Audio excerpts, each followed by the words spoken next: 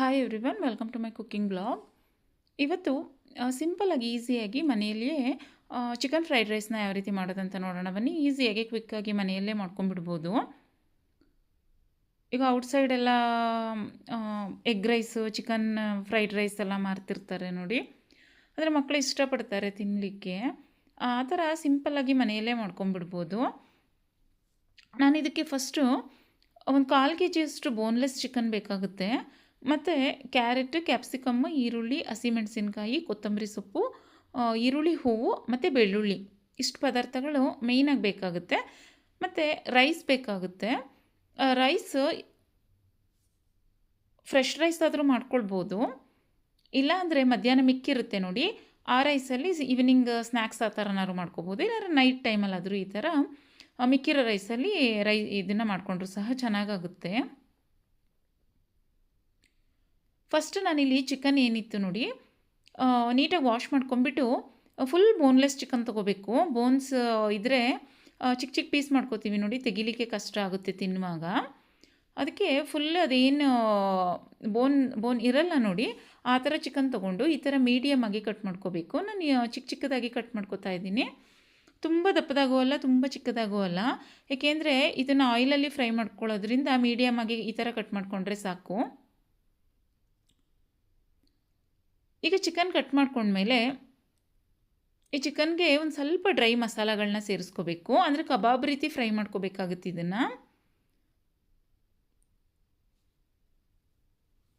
ತುಂಬ ಥರ ಫ್ರೈಡ್ ರೈಸ್ಗಳನ್ನ ಮಾಡ್ಬೋದು. ಅದರಲ್ಲಿ ಈ ಥರನೂ ಸಿಂಪಲಾಗಿ ಮಾಡಿಕೊಂಡ್ರೆ ತುಂಬ ಚೆನ್ನಾಗಾಗುತ್ತೆ. ಇದಕ್ಕೆ ನಾನಿಲ್ಲಿ ಫಸ್ಟು ಒಂದು ಸ್ಪೂನಷ್ಟು ಶುಂಠಿ ಬೆಳ್ಳುಳ್ಳಿ ಪೇಸ್ಟ್ ಹಾಕ್ಕೊಂಡಿದ್ದೀನಿ. ಒಂದು 1/4 ಸ್ಪೂನಷ್ಟು ಅರಿಶಿನ ಪುಡಿ, ಒಂದು ಅರ್ಧ ಸ್ಪೂನಷ್ಟು ಉಪ್ಪು, ಒಂದು ಅರ್ಧ ಸ್ಪೂನಷ್ಟು ಧನಿಯಾ ಪೌಡರು, ಒಂದು ಅರ್ಧ ಸ್ಪೂನಷ್ಟು ಜೀರಾ ಪೌಡರು, ಒಂದು 1/4 ಸ್ಪೂನಷ್ಟು ಗರಂ ಮಸಾಲ, ಒಂದು ಅರ್ಧ ಸ್ಪೂನಷ್ಟು ಅಚ್ಚಕಾರದ ಪುಡಿಯನ್ನು ಹಾಕ್ಕೊಂಡಿದ್ದೀನಿ. ಅಚ್ಚಕಾರದ ಪುಡಿ ನೋಡ್ಕೊಂಡು ಹಾಕ್ಕೊಳ್ಳಿ, ನಿಮಗೆ ಖಾರ ಯಾವ ಥರ ಬೇಕಾಗುತ್ತೆ. 3/4 ಸ್ಪೂನಷ್ಟು ಅಚ್ಚಕಾರದ ಪುಡಿ ಹಾಕೊಬೋದು. ನಾನು 3/4 ಸ್ಪೂನಷ್ಟೇ ಹಾಕ್ಕೊಂಡಿದ್ದೀನಿ ನಾನು.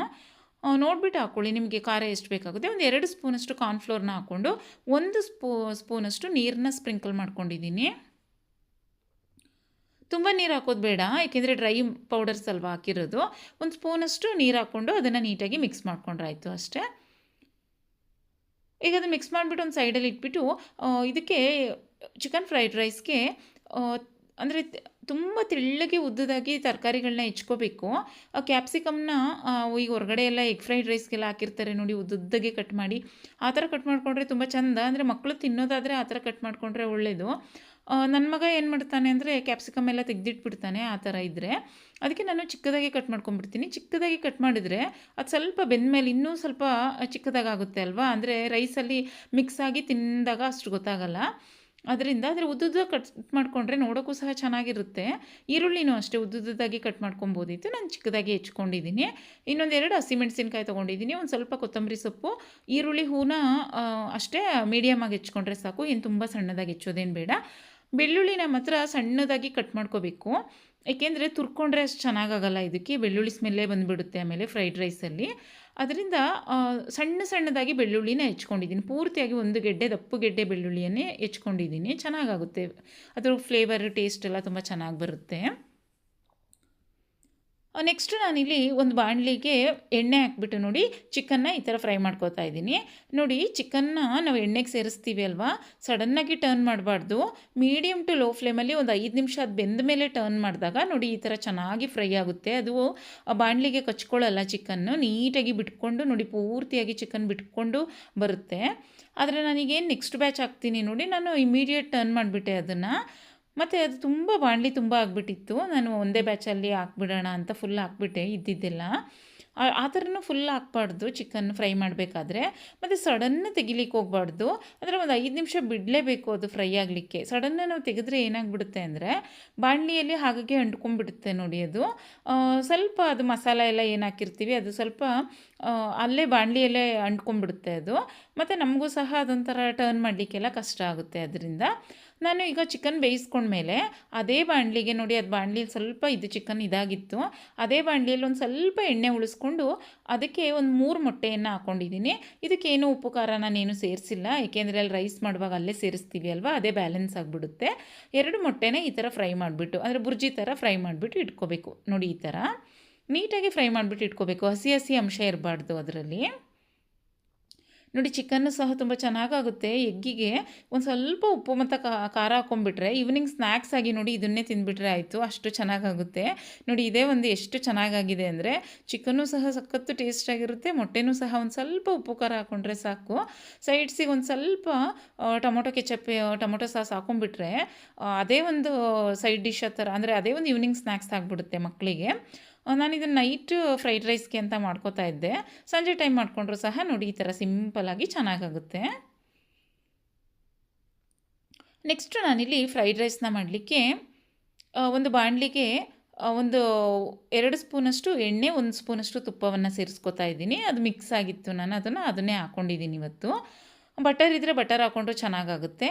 ನೆಕ್ಸ್ಟು ಬೆಳ್ಳುಳ್ಳಿ ಹಾಕೋಬೇಕು. ಫಸ್ಟು ಬೆಳ್ಳುಳ್ಳಿ ಸ್ವಲ್ಪ ಫ್ರೈ ಆದಮೇಲೆ ಈರುಳ್ಳಿ ಹೂವು ಮತ್ತು ಹಸಿಮೆಣಸಿನ್ಕಾಯಿ ಸೇರಿಸ್ಕೊಂಡಿದ್ದೀನಿ. ಅದು ಸ್ವಲ್ಪ ಫ್ರೈ ಆದಮೇಲೆ ಕ್ಯಾರೆಟ್ನ ಸೇರಿಸ್ಕೋಬೇಕು. ತುಂಬ ಫ್ರೈ ಮಾಡೋದು ಬೇಡ, ಏಕೆಂದರೆ ಫ್ರೈಡ್ ರೈಸಲ್ಲಿ ಸ್ವಲ್ಪ ಕ್ರಂಚಿಯಾಗಿದ್ದರೆ ಒಳ್ಳೆಯದು ತರಕಾರಿ. ನಾನು ಒಂದು 2 ನಿಮಿಷ ಮಾತ್ರ ಫ್ರೈ ಮಾಡಬೇಕು ಅಂತ ಒಂದು ಸ್ವಲ್ಪ ಉಪ್ಪನ್ನು ಸಹ ಸೇರಿಸಿದ್ದೀನಿ.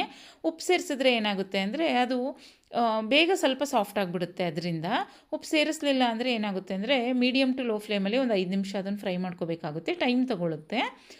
ಈಗ ನೋಡಿ ಫಸ್ಟ್ ಕ್ಯಾರೆಟ್ನ ನಾನು ಫ್ರೈ ಮಾಡಿಕೊಂಡು ಸ್ವಲ್ಪ ಫ್ರೈ ಆದಮೇಲೆ ಕ್ಯಾಪ್ಸಿಕಮ್ ಹಾಕ್ಬಿಟ್ಟು ಫ್ರೈ ಮಾಡ್ಕೊಂಡಿದ್ದೀನಿ. ನೋಡಿ ಇಷ್ಟು ಬೆಂದರೆ ಸಾಕು, ತುಂಬ ಬೇಯೋದು ಬೇಡ. ಅಂದರೆ ಒಂದು 80% ಮಾತ್ರ ಕುಕ್ ಮಾಡ್ಕೋಬೇಕು.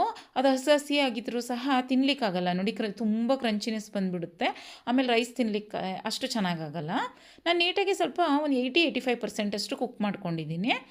ಇದಕ್ಕೆ ಎಲೆಕೋಸಿದ್ರೆ ಎಲೆಕೋಸನ್ನು ಒಂದು ಕಪ್ಪಷ್ಟು ಹಾಕ್ಕೊಂಡ್ರೆ ತುಂಬ ಚೆನ್ನಾಗಾಗುತ್ತೆ, ಟೇಸ್ಟ್ ಅಂತೂ ಇನ್ನೂ ಚೆನ್ನಾಗಾಗುತ್ತೆ. ನಾನಿತ್ತು ಅದು ಫುಲ್ ದಪ್ಪ, ಅದು ಕಟ್ ಮಾಡಿರಲಿಲ್ಲ, ನಾನು ಅದಕ್ಕೆ ಹಾಕ್ಲಿಕ್ಕೆ ಹೋಗಲಿಲ್ಲ. ಮತ್ತು ನೈಟ್ ಟೈಮ್ ಅಲ್ವಾ, ಇಷ್ಟೇ ಸಿಂಪಲಾಗಿ ಸಾಕಾಗುತ್ತೆ ಅಂತ. ಎಲೆಕೋಸು ಹಾಕಿದ್ರೆ ಇನ್ನೂ ತುಂಬ ಚೆನ್ನಾಗಾಗುತ್ತೆ. ಈಗ ನೋಡಿ ಕ್ಯಾಪ್ಸಿಕಮ್ ಫ್ರೈ ಆದಮೇಲೆ ನಾನು ಮೊಟ್ಟೆ ಏನು ಫ್ರೈ ಮಾಡ್ಕೊಂಡಿದ್ದೆ ಅದು ಮತ್ತು ಚಿಕನ್ ಫ್ರೈ ಮಾಡ್ಕೊಂಡಿರೋದನ್ನ ಹಾಕಿದ್ದೀನಿ. ಈಗ ಒಂದು ಅರ್ಧ ಸ್ಪೂನಷ್ಟು ಅರಿಶಿನ ಪುಡಿ, ಒಂದು ಅರ್ಧ ಸ್ಪೂನಷ್ಟು ಜೀರಿಗೆ ಪುಡಿ, ಒಂದು ಅರ್ಧ ಸ್ಪೂನಷ್ಟು ಗರಂ ಮಸಾಲ ಮತ್ತು ಒಂದು ಅರ್ಧ ಸ್ಪೂನಷ್ಟು ಪೆಪ್ಪರ್ ಪೌಡರ್ನ ಸೇರಿಸ್ಕೊತಾ ಇದ್ದೀನಿ.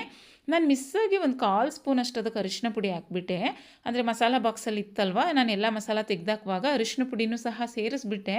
ಅದಕ್ಕೆ ನೋಡಿ ಅದು ಸ್ವಲ್ಪ ಯೆಲ್ಲೋಯಿಶ್ ಆಗಿಬಿಟ್ಟಿದೆ.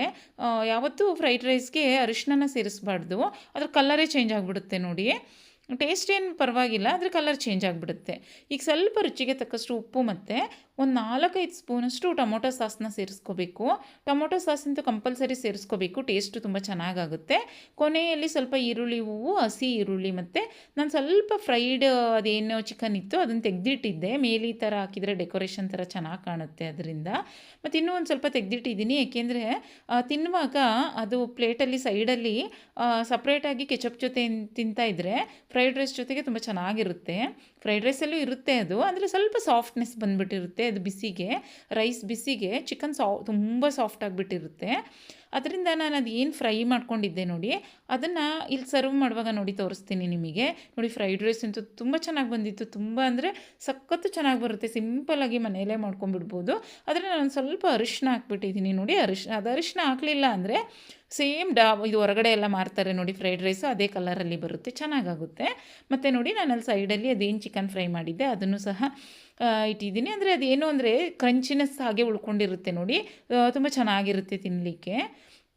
ಅದ್ರ ಜೊತೆಗೆ ಸ್ವಲ್ಪ ಟೊಮೊಟೊ ಸಾಸ್ ಹಾಕ್ಕೊಂಡ್ರೂ ಸಹ ತುಂಬ ಚೆನ್ನಾಗಾಗುತ್ತೆ. ನೋಡಿ ಸಿಂಪಲ್ಲಾಗಿ ಮನೆಯಲ್ಲಿಯೇ ಈ ಥರ ಚಿಕನ್ ಮತ್ತು ಎಗ್ ಫ್ರೈಡ್ ರೈಸ್ನ ಟೇಸ್ಟಿಯಾಗಿ ಮಾಡ್ಕೊಂಬಿಡ್ಬೋದು, ಮಕ್ಕಳಿಗೂ ಸಹ ತುಂಬ ಇಷ್ಟ ಆಗುತ್ತೆ.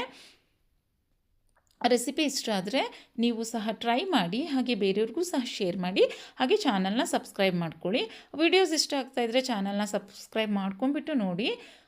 Thank you, thanks for watching, bye.